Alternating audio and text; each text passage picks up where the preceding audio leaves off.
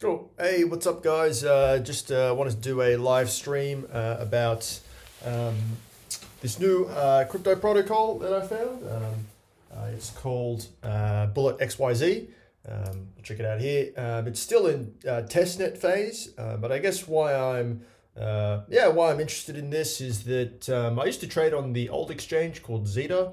It was okay. I was looking to just farm tokens, and I actually made about 3 grand, I believe, off the Zeta token when it airdropped to my wallet.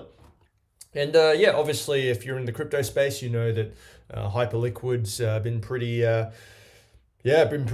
big. It's probably the biggest DEX now, and these guys they're building a new DEX as well. So I'm keen to sort of test it out. Today I'm going to try show you how to sort of vibe code the backend or the API essentially. So we're just going to start off simple today. We're just going to try look at to build and try understand the API. So once we've got the API understood and some of the code there, then we can start to look to build more advanced trading infrastructure in the future. But today I just wanted to just live stream and demonstrate how I'm going to look to try vibe code the API essentially, because they don't have, it's still relatively new. They don't have too much documentation on the APIs yet.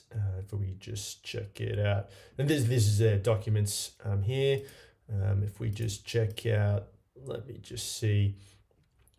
I had something on APIs.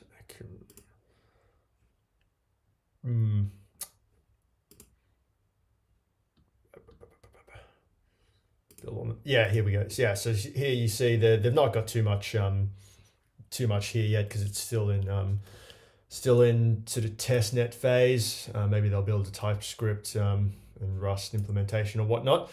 But yeah, long story short, that's not going to stop us because we're gonna try sort of back solve it.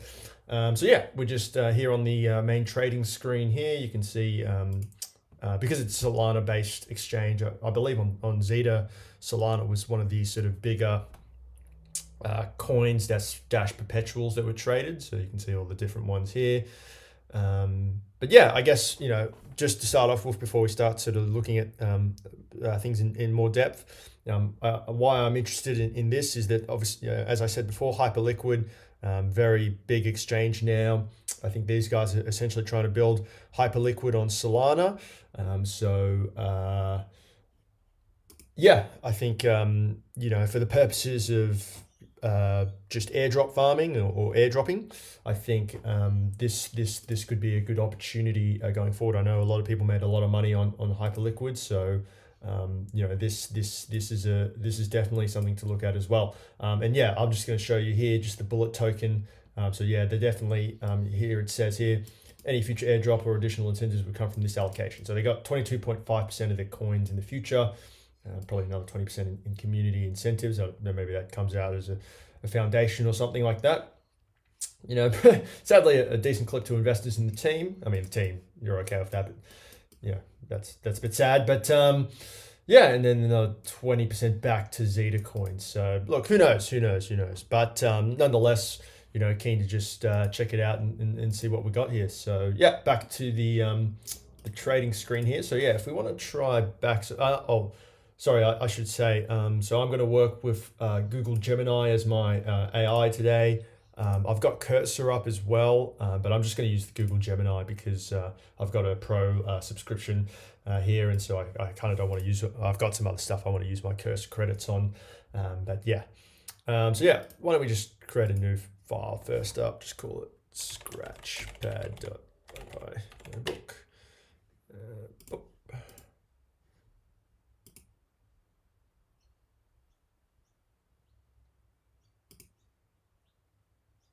Cool. All right, so I've got the cursor set up. And so yeah, if you want to try look at the API on any website, you kind of go into the inspect. You got to go into inspect. That's interesting. So you got to have a full screen. So you got to go into inspect network, and then usually in terms of exchanges, so we can see all the different API calls that are being made right here. essentially, I was looking at this before, so you can see. So if you don't really know how websites and exchanges work, and I'm not an expert in this, but I'll try and explain it. Essentially, your browser is making calls to the back end of, in this case, Bullet.xyz, and we can sort of see the exact calls it's making. So, for example, here it looks like it's getting perp prices from the Bullet.xyz database. So I suspect basically what's happening is your browser is just querying. Actually, sorry, let me get my screen cursor up. Yeah. Ooh, yeah. So your browser is essentially updating these prices here, and that's what probably this per prices call is doing, is just probably simply updating some of the more simple metrics, and so it's making this sending a message to the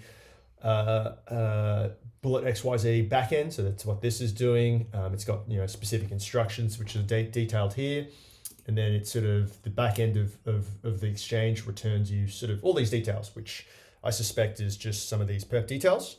The first thing I'm kind of want to do is actually look at the order book, because that's probably what we're going to need if we're going to sort of try and market make or build like some sort of market making bot of sorts. So if we just go, okay, so what we need is a WebSocket. So WebSocket is different to REST API calls. So WebSocket is like, basically, instead of your browser having to, query the backend database of Bullet.xyz every second or whatnot, it essentially just connects to a WebSocket, and then once it connects, then the WebSocket sends your browser updates of the order book anytime it updates, essentially. So if I can just let me just refresh the page. Does this work again?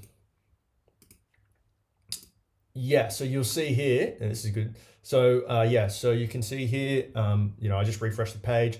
So my web browser subscribed to the Bullet.xyz WebSocket, and now it's getting, and how this sort of order book thing, UI GUI updates is that it essentially, gets these new messages anytime there's a change to the order book. I don't exactly understand, we're going to try to find out and decode some of these messages, but we can see here, you've got subscribe, so we connect, then you've got a snapshot, so it gives you the full order book, bids and offers, first up, we're looking at Solana, so here you'll see the price and then the size, and that will probably give us, full 20 levels, all the different levels. And then you get delta calls, which I assume means that it tells you one single change in the order book, and that's an update, and then it'll give you periodically, it'll give you a new snapshot as well. To stay connected, your browser has to ping the back end of Bullet.xyz to tell them, hey, keep sending us messages, and that's really it. I think that so it looks like we have sort of 3 different types of calls: snapshot, delta, or 4. So snapshot, delta, probably the subscribe, and then a ping. So yeah, I don't know too much about it, but let's just try get some code to put it back into Python. I'm going to try use Python today. I want to experiment with JavaScript later, but let's just go with Python for now. So yeah, I mean, I'm not a experienced coder, but I'm just gonna try.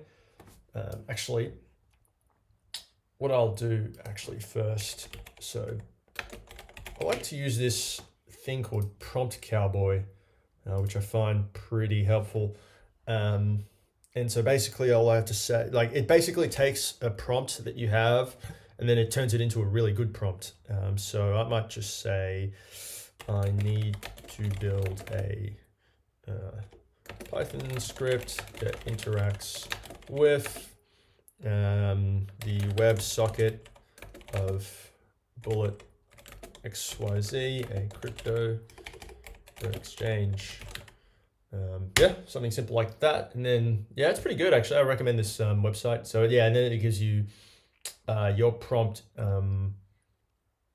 yeah, you're prompting just like better prompting levels. So yeah, so I'm just going to copy that first, and then I like Gemini. I guess you can use ChatGPT or whatnot, but I've been using Gemini recently, and I found that the good thing about Gemini is that it has a 1 million token context, which means that it can absorb a crap load more information essentially. So yeah, as opposed to ChatGPT. So if you're sort of going pretty hardcore, you're trying to load a whole bunch of documents and stuff or transcripts and things. ChatGPT kind of just bugs out and crashes out, whereas Gemini I've found with the 1 million token context. So ChatGPT has I think 120K, which is about an hour's long worth of like talking, whereas with 1 million you're getting somewhere close to like 10 hours. But yeah, so long story short, I found Gemini pretty good. Anyway, so it's coming up with some stuff. Yeah, so anyway, I like to sort of pre-prompt the AI. Just I found you get sort of better results out of it. But yeah, and then the pro version is pretty good. So yeah, we just want to, I think what we'll do starting off is just try to see if we can copy this, all these different messages. Just copy. Yeah, that's good. Okay. So it's pretty simple. Like I'm just gonna just type in what I want. So I want to build a Python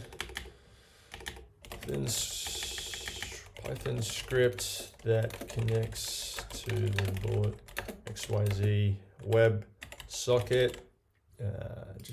So we're gonna need these headers as well. Copy. Above, I have provided the WebSocket messages. Below is the exact header call from my browser. I want the script to replicate the order book. Okay, cool. So yeah, we'll just chuck that into Gemini. It's good. And then Gemini has this thing, which is good, like a live coding session thing. Of course, it looks like you're going to build a script that not only connects to the WebSocket, but also reconstructs and maintains a local copy of the order book based on snapshot and delta messages. This is a common and critical task for any trader. Yep. I'll continue with the part of adding logic, manage. Here's the complete production-ready script that connects to the Bullet.xyz WebSocket. Cool. Sounds good. Thank you, Gemini. And then, okay, it's giving us usage instructions. Save the code. Okay, so it's given it to us in Python style. You want to install the dependencies, run the script. Okay, sure. Why don't we we'll do it in Python as opposed to Jupyter Notebook. See how it's called bullet client this. This is the script here. Copy and paste. Boom, boom. Save it. Okay. And then let's just see. Created an end file in the same directory. Create an end file to store your configuration. Well, we don't need a URL because it should be. Okay, so I don't think we necessarily need to. Yeah, I don't think we necessarily need it. We'll try to run the script. I don't know because it's asking us for an API key, but we shouldn't need one. Install dependencies. Okay, I'll just make sure I have these ready to juice and go on my computer. I just might move this out of the way.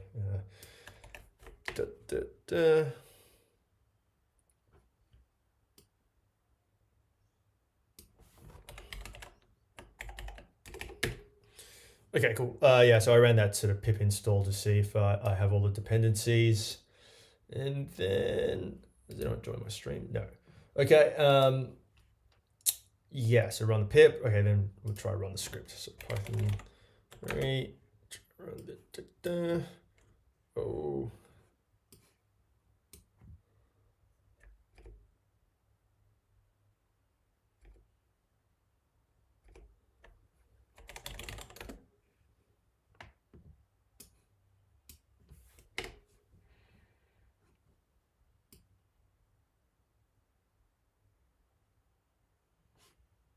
Yeah, so what are we getting? Reconnecting. Not what we want. Okay. I'm going to do this in Notebook, actually. Boom. Boom. Yeah. Let's see. Running an event async. Can we run an event loop? Okay.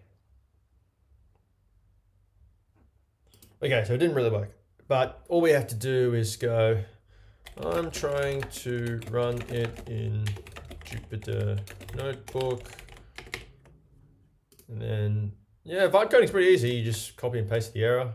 I'm getting this error. Please, I'm going to address that API thing. Please note, I don't think I need API key as it's a public book. Yeah. So yeah, see what we come up with. Yeah, so I probably should, I mean, like, usually I like to sort of just get the vibe code out and then just, well, to be honest, something like this, I'll just check that the output is good. So yeah.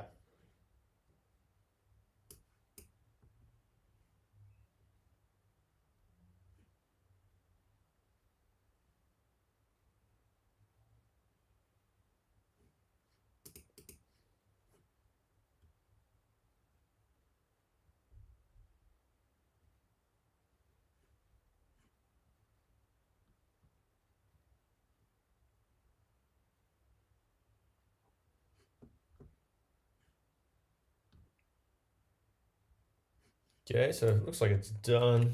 Copy that in, pound this out here. Where's the callback? Start website, unexpected error occur based on extra headers. Okay, press the stop button, Jupyter drop. Okay, so something's happening with the connection. Just want to try and get it to try and get it to reuse this. Do we need the real time? No, we don't need that. So we just need this. Okay, just try. Yeah, just try get it to make this exact almost message call. Please try use this to connect. So yeah, Jupyter compatible. Okay, cool. So yeah, we're just going to vibe code this and see if it comes out with something that's going to work. You don't know. Just interrupt this as well. Application to WebSocket. We'll just call back the topic. We'll go on starting. Specific async running in Egypt doesn't support extra headers argument. That's a bit past. Yeah, so you get different issues with like running it versus like as a Python script in your terminal versus as a IPy notebook. But yeah, we'll see.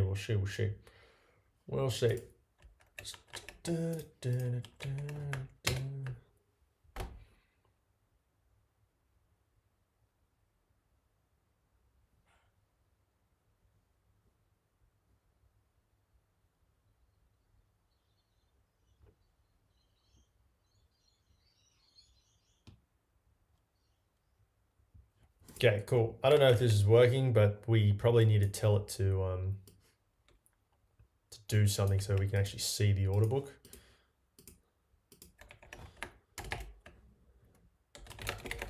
Can you visualize the order book in my iPhone? See if I don't know if this will work, but we'll just see. It's good. It's the first time I'm actually using this canvas feature on Gemini, which is good because it means that I don't have to keep. It's like cursor essentially. You know, you don't have to keep having the AI print out all the code every time you want to make a change. So hopefully it's a bit more efficient. Yeah, I tried to do. I remember trying to do this like back in the DYDX days, and it just took forever. So it took me like 2 weeks to build something that could actually work. So this is the advancements in AI are just amazing, really.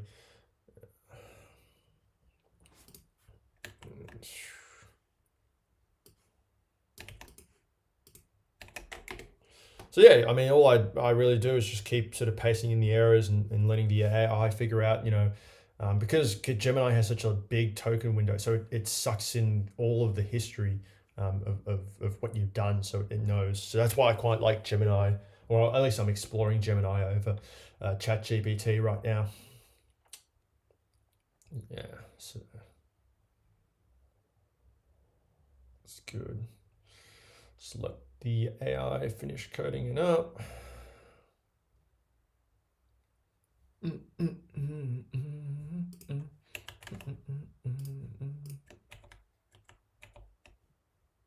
Oop, what did I do? Did everything. It's just going to install some packages that I didn't have. Probably should delete that after what is it trying to install? What did I not have?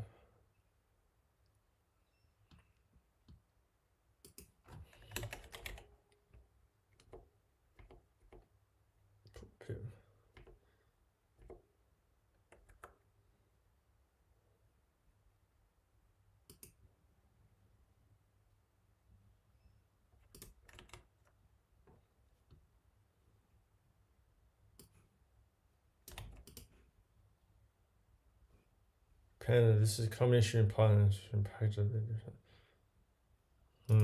Kind of annoying. I wonder if I do this and let's just try to do this in Colab. Something wrong with my something wrong with my the way Pandas is installed on my my computer, which is a bit annoying. I don't think this is a pretty. Just try to run it in Colab for a bit and see if it works.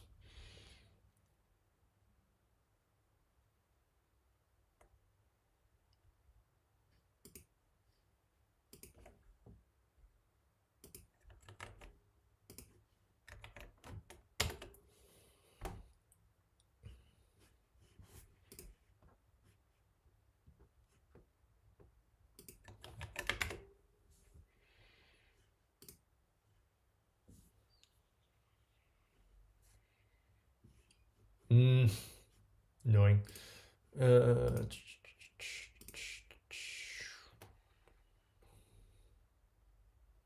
Kernel restart required. Okay, it's kind of fucking annoying.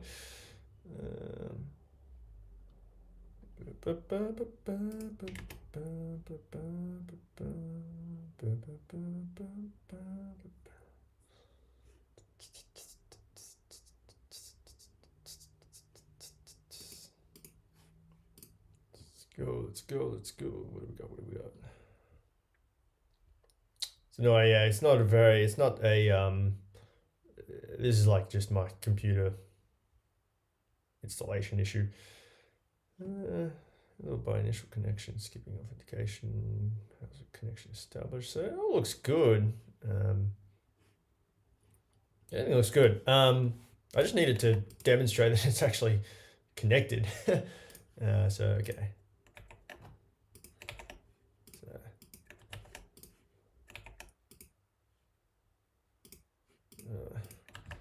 It's bugging out.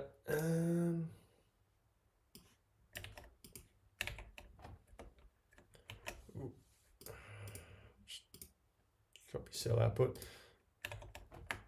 Can you have the code just print out the best bid and offer?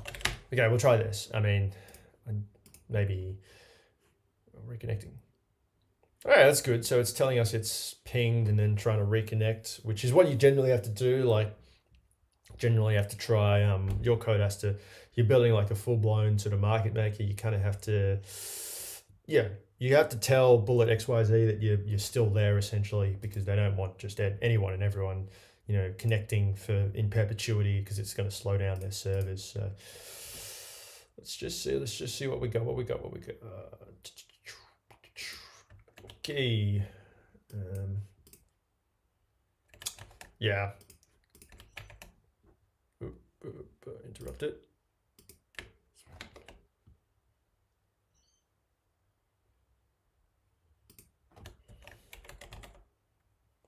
Print. It's not printing the top of book, which is annoying.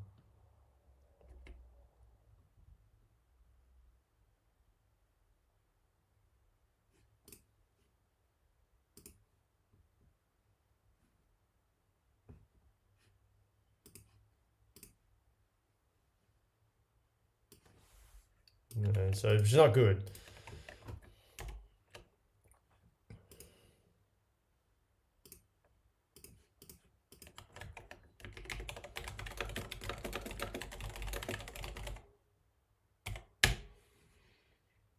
Yeah, which is not good. Probably means it's not actually getting anything. It's not good. Not what we want.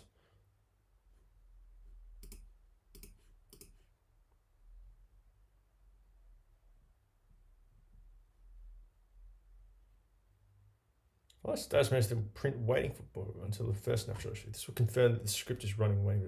Prove the sequence of the initial. The delta is only applied after the initial solution, making the auditable logic more robust. Yeah, it's gonna take some effort, guys. It's gonna need some juicing.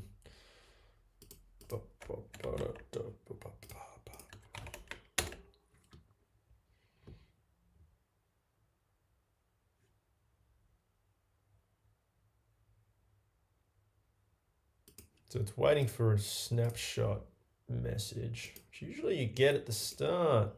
Get it at the start, man.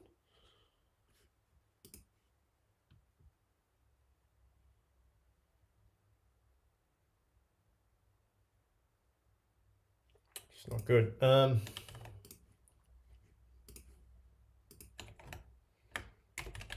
you have the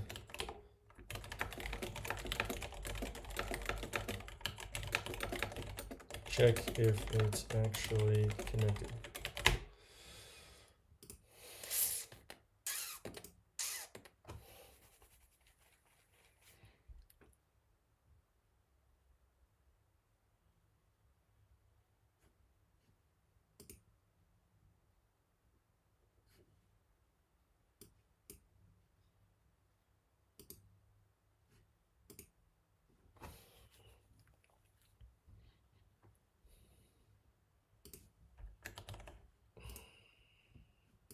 Yeah, it feels like we're not actually doing anything, but see if this works.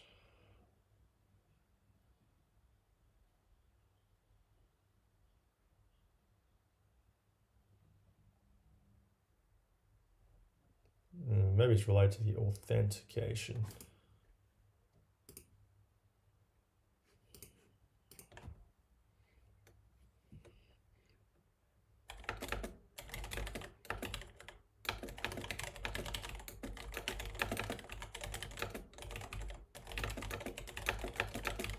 Yeah, so let's just try to build something that just prints out the messages. Or is it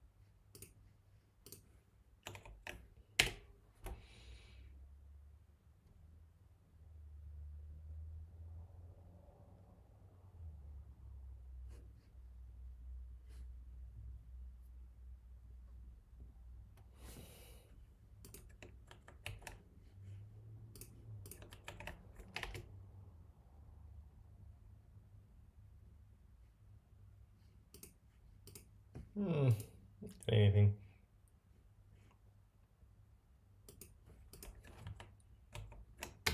Try it in Colab.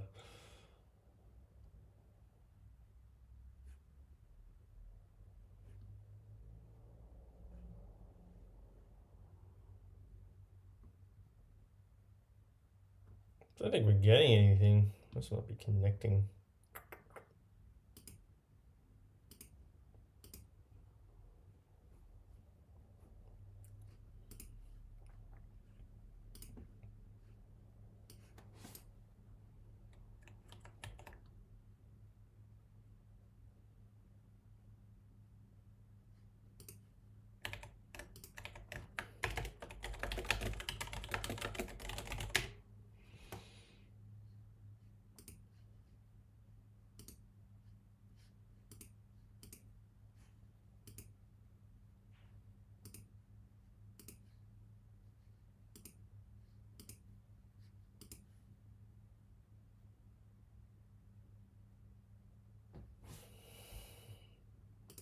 Subscription request. We need to give it more of what it needs at the start.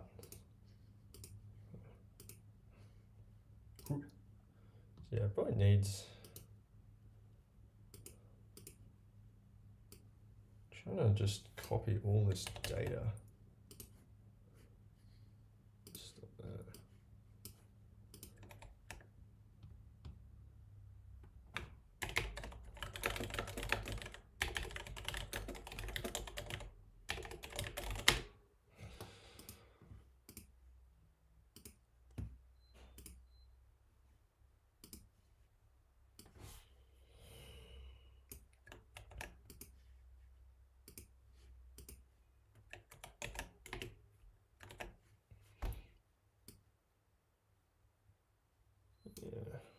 So we need very specific messages.